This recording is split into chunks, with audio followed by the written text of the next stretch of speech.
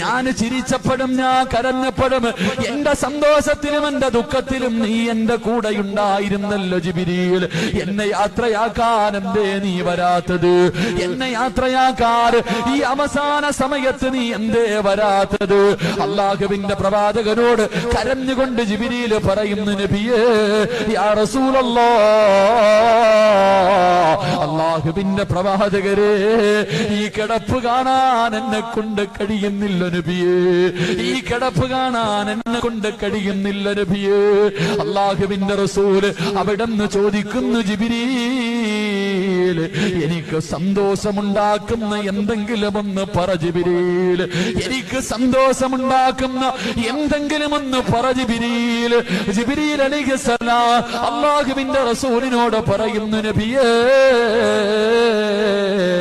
അങ്ങയുടെ സമുദായത്തിന്റെ കാര്യം അല്ലാഹു ഏറ്റെടുത്തിരിക്കുന്നു നബിയേ.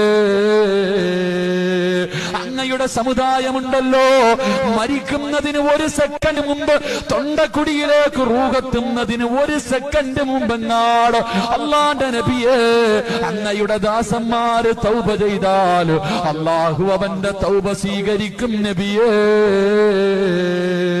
അല്ലാഹുവിന്റെ പ്രവാചകർ സല്ലല്ലാഹു അലൈഹി വസല്ലമ തങ്ങൾ അവിടെന്ന് പറയുന്നു, അസ്റായീൽ റൂഹ് പിടിക്ക, അസ്റായീൽ റൂഹ് പിടിക്ക, അസ്റായീൽ.